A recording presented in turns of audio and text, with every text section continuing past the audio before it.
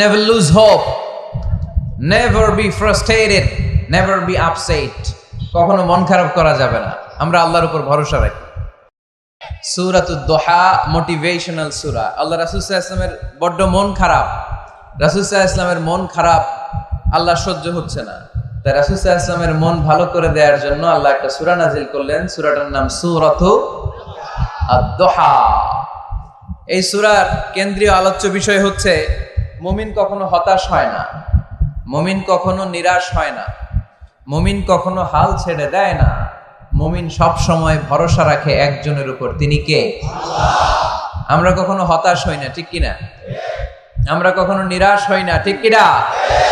আমরা কখনো হাল ছেড়ে দেই না, আমরা ভরসা রাখি একজনের উপর, তিনি কে? আল্লাহ।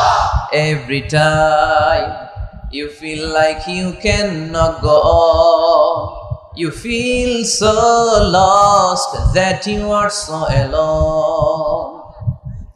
Don't despair and never lose hope, 'cause Allah is always by your side. Inshallah, পড়েন, Inshallah, Inshallah, you'll find your way. Inshallah, Inshallah, Inshallah, you will find your way.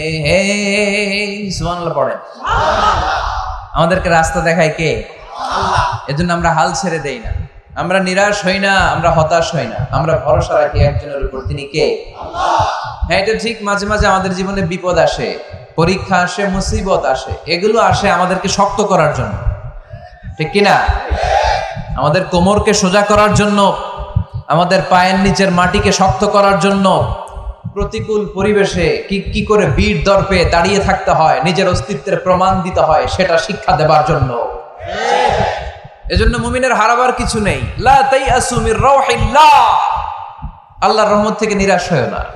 ইন্নাহু লা ইয়াইয়াসু মির রাউহিল্লাহি ইল্লাল কওমুল কাফিরুন, কাফের ছাড়া, মুশরিক ছাড়া, নাস্তিক ছাড়া, মুনাফিক ছাড়া কেউ কখনো আল্লাহর রহমত থেকে নিরাশ হয় না। আমরা সব সময় আল্লাহর রহমতের ভিখারি, আমরা সব সময় আল্লাহর রহমতের প্রত্যাশী, আমরা সব পরিস্থিতিতে ভরসা রাখি একজনের উপর, তিনি কে? আল্লাহ।